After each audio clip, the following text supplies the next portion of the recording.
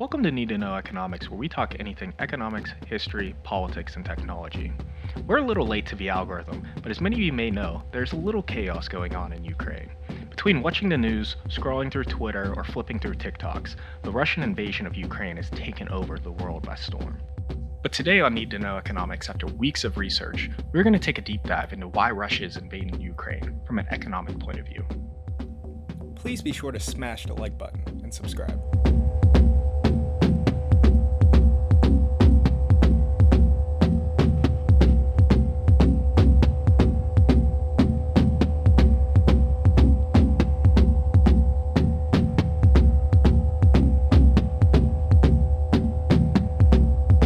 We're going to start out with this video with a quick snippet here from 2003, from one of our favorite presidents, George W. Bush. The people of the United States and our friends and allies will not live at the mercy of an outlaw regime that threatens the peace with weapons of mass murder. We will meet that threat now with our Army, Air Force, Navy, Coast Guard, and Marines, so that we do not have to meet it later with armies of firefighters and police and doctors on the streets of our cities. Now that conflict has come, the only way to limit its duration is to apply decisive force. And I assure you, this will not be a campaign of half measures, and we will accept no outcome but victory. My fellow citizens, the dangers to our country and the world will be overcome. We will pass through this time of peril and carry on the work of peace. We will defend our freedom. We will bring freedom to others, and we will prevail. May God bless our country and all who defend her. Take note of that video, and now we're going to take a snippet from Putin a couple weeks ago. Ее цель – защита людей, которые на протяжении 8 лет подвергаются издевательствам, геноциду со стороны киевского режима. И для этого мы будем стремиться к демилитаризации и денацификации Украины, а также преданию суду тех, кто совершил многочисленные кровавые преступления против мирных жителей, в том числе и граждан Российской Федерации. Призываю вас немедленно сложить оружие и идти домой. Поясню. Все военнослужащие украинской армии, которые выполнят это требование, смогут беспрепятственно покинуть зону боевых действий и вернуться к своим семьям. Кто бы ни пытался помешать нам, а тем более создать угрозы для нашей страны, для нашего народа, должны знать, что ответ России будет незамедлительным и приведет вас к таким последствиям, с которыми вы в своей истории еще никогда не сталкивались.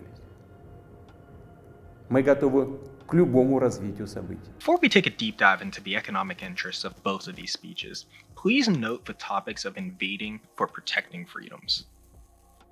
This is what politicians do best: trick the public while doing their bidding for their donors and elite financial interests. We'll be diving into why Russia is invading Ukraine and how it relates to Bush invading Iraq. But let's take a deep dive into Iraq's history first. Following the breakup of the secular Ottoman Empire after World War I, Britain split up the Middle East into multiple Muslim nation-states with puppet kings.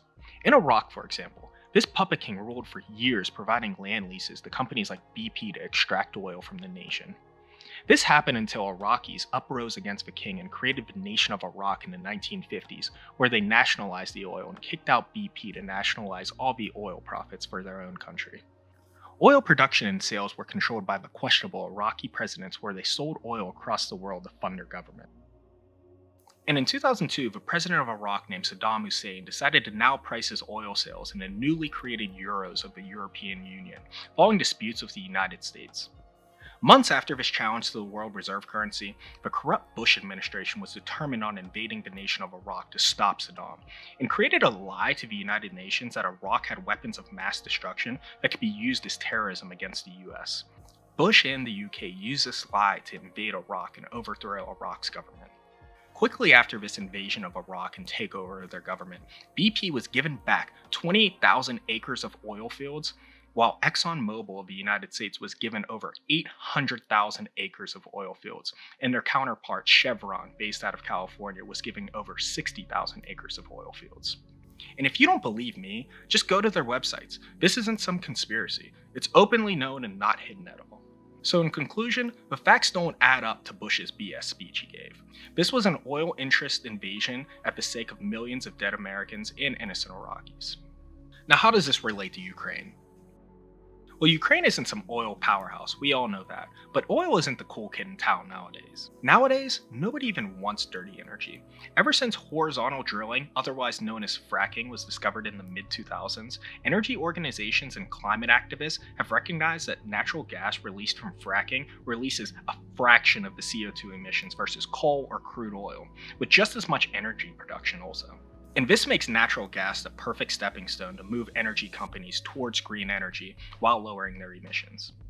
In Russia, a country that has a population of 140 million people, or half the United States, actually has the largest reserves of natural gas in the world and has taken advantage of this.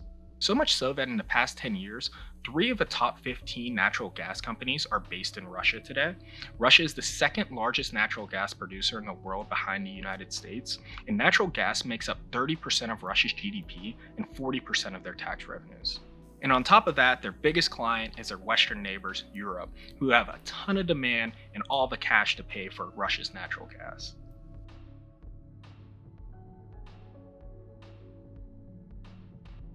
In 2011, Ukraine found large reserves of natural gas to now compete with Russia's European exports.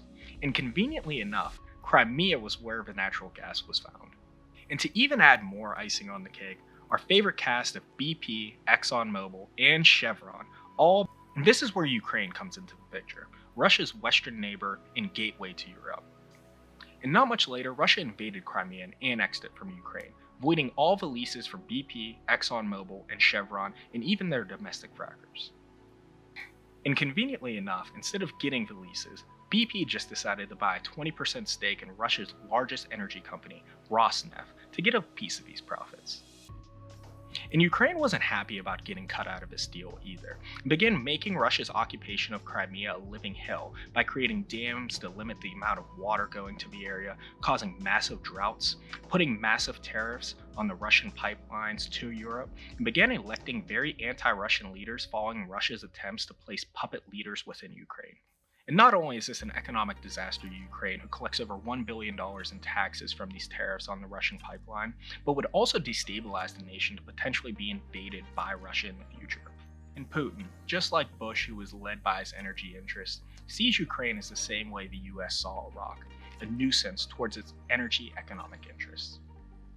And yes, sanctions hurt Russia, but Europe receives over 50% of its energy from Russia, and to ban it would cause an immediate economic depression that would probably hurt Europe more than it would hurt Russia. And all in all, it's a pretty fair statement to say that energy companies have created about 80% of the world's chaos in the past 150 years.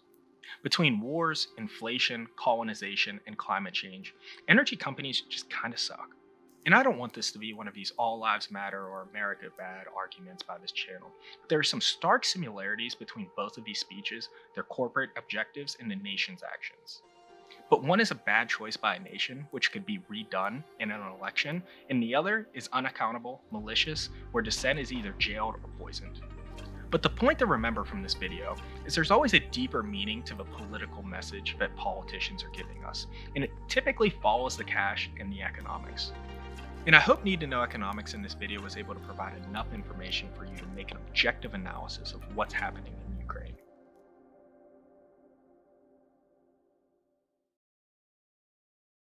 We also created a Patreon to support us in making this type of content. Just search needtoknoweconomics.com/Patreon to join. Money can be frustrating, and that's why we partner with companies that make money easy, like Acorns. As a child, I used to love going to the coinage machines at the grocery stores just to see how much money I saved from my paper route and all my pocket change.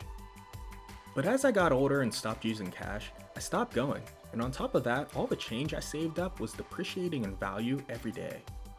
And that's where Acorns makes this process easy and efficient in today's digital world.